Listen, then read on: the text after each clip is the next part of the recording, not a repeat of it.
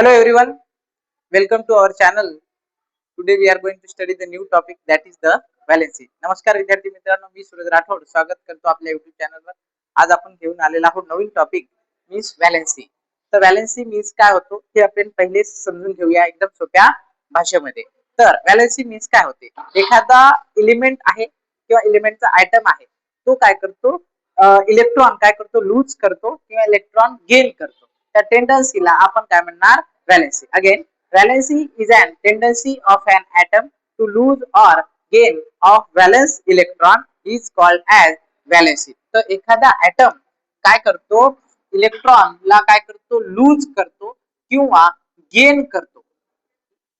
Electron ला loose करणे किंवा गेन करण्याच्या टेंडन्सीला आपण काय म्हणणार, व्हॅलेन्सी असं म्हणणार. तर प्रत्येक इलेक्ट्रॉन जे आहे, ऍटम जे आहे, ते इलेक्ट्रॉन काय करते, लूज करते किंवा गेन करते. का गेन करते, कारण त्या प्रत्येक ऍटमला काय व्हायचं असतो, स्टेबल व्हायचं असते. आणि स्टेबल होण्यासाठी, स्टेबल इलेक्ट्रॉनिक कन्फिगरेशन अटेन करण्यासाठी कोणताही ऍटम काय करतो, त्याची व्हॅलेन्स इलेक्ट्रॉन काय करते, लूज करते किंवा गेन करते. त्याला आपण काय म्हणायचं, तो स्टेबल होण्यासाठी तो लूज किंवा गेन करतो. ह्या टेंडन्सीला आपण व्हॅलेन्सी असं म्हणणार. तर आपण ही जी काही व्हॅलेन्सी आहे, आणि व्हॅलेन्सी शिकण्याआधी तुम्हाला इलेक्ट्रॉनिक कन्फिगरेशन जे आहे ते कन्सेप्ट समजून घ्यावं लागतं. तर जनरली मेटल आणि नॉन मेटल काय करतात, इलेक्ट्रॉन जे आहे ते काय करतात, गेन करते. मेटल इलेक्ट्रॉन गेन लूज करते आणि नॉन मेटल काय करतात, इलेक्ट्रॉन गेन करतात. ते आपण समजून घेऊ या. तर पहा, असे खूप सारे ऍटमचे एक्झाम्पल घेऊया आपण. सोडियम ऍटम जे आहे, Na त्याचा सिंबल आहे सोडियमचा. आता सोडियम ऍटमचा ऍटॉमिक नंबर जे आहे तो आहे 11. ऍटॉमिक नंबर आहे 11. तर याच्यामध्ये 11 ऍटॉमिक नंबर म्हणजे त्या ऍटम मध्ये 11 प्रोटॉन आहे आणि त्याच्यासोबतच इलेक्ट्रॉन सुद्धा काय असते, 11 आहे. तर सोडियम ऍटमची ही डायग्राम आपण, हे ऍटम सोडियम ऍटमचा न्यूक्लियस आहे आणि हे त्याच्या ऑर्बिट आहे. पहिली orbit, second orbit and third orbit.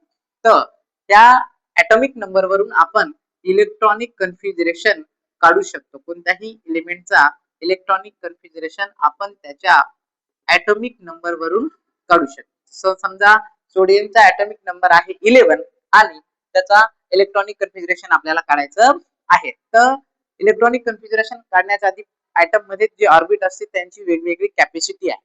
तर पहिल्या ऑर्बिटची कॅपॅसिटी असते 2 इलेक्ट्रॉनची, दुसऱ्या ऑर्बिटची कॅपॅसिटी आहे 8 इलेक्ट्रॉनची, तिसऱ्या ऑर्बिटची कॅपॅसिटी आहे 18 अँड फोर्थ ऑर्बिटची कॅपॅसिटी आहे 32. त्या ऑर्बिटला आपण के, एल, एम अँड एन म्हणतो. हे 4 ऑर्बिट आहे आणि 4 ऑर्बिटची वेगवेगळी काय आहे, कॅपॅसिटी आहे. तर आपण ऍटॉमिक नंबर आहे आपल्याजवळ 11. सोडियमचा इलेक्ट्रॉनिक कन्फिगरेशन आपण काढूया. तर सोडियमच्या पहिल्या ऑर्बिट मध्ये 11 इलेक्ट्रॉन आहेत, तर आपण डिस्ट्रीब्युशन करायचं आहे. पहिल्या ऑर्बिट मध्ये आपण 2 इलेक्ट्रॉन बसवणार, दुसऱ्याची कॅपॅसिटी आहे 8 ची, तर दुसऱ्यामध्ये आपण 8 इलेक्ट्रॉन फिल करणार आणि आपल्याजवळ 2 + 8 किती झाले, 10 राहिले किती, 1 इलेक्ट्रॉन. हा 1 इलेक्ट्रॉन आपण लास्ट ऑर्बिट मध्ये फिल करणार. आता ही आहे डायग्राम.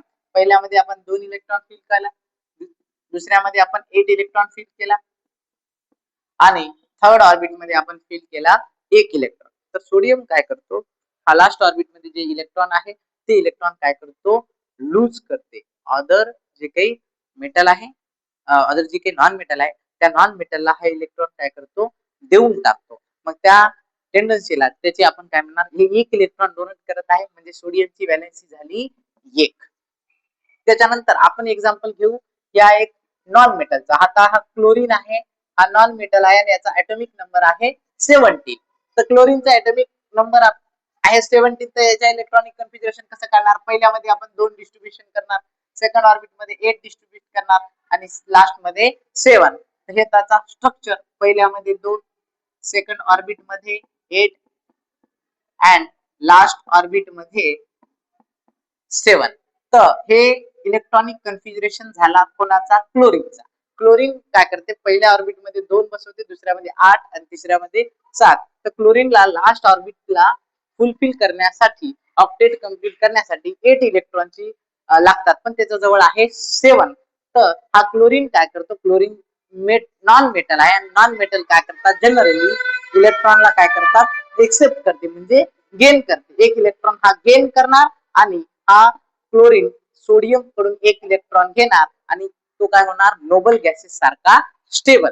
तर व्हॅलेन्सीचा मेन थीम कोणताही जे काही ऍटम आहे तो व्हॅलेन्स इलेक्ट्रॉनला लूज करते किंवा गेन करते. का करते, कारण त्याला नोबल गॅसेस सारखा काय व्हायचं असते, स्टेबल व्हायचं असते. आता खूप सारे एलिमेंट आहे, नियर अबाउट 180 एलिमेंट आहे आणि त्यांचे वेगवेगळे इलेक्ट्रॉनिक कन्फिगरेशन आपण ह्या पद्धतीने काढू शकतो.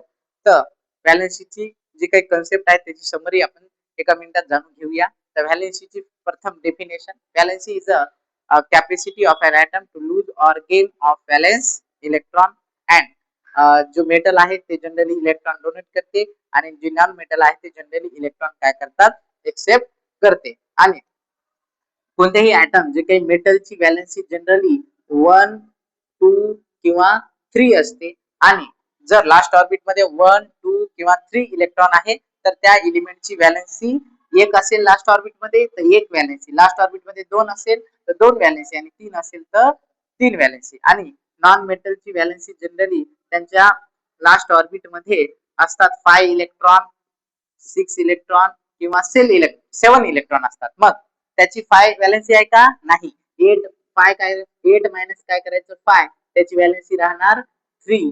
जर लास्ट ऑर्बिट मध्ये 6 इलेक्ट्रॉन असेल तर 8 मायनस काय करायचं 6, त्याची व्हॅलेन्सी 2. जर लास्ट ऑर्बिट मध्ये 7 इलेक्ट्रॉन असेल तर 8 मायनस 7 करायचं, त्या एलिमेंटची व्हॅलेन्सी आहे 1. मग त्या आपल्या क्लोरीनची व्हॅलेन्सी किती राहील, 1 आहे, कारण हा एक इलेक्ट्रॉन काय करतो, गेन करतो. तर हा व्हॅलेन्सी बद्दलचा छोटासा व्हिडिओ आहे. नक्कीच लाईक, शेअर आणि सबस्क्राईब करा. थँक्यू.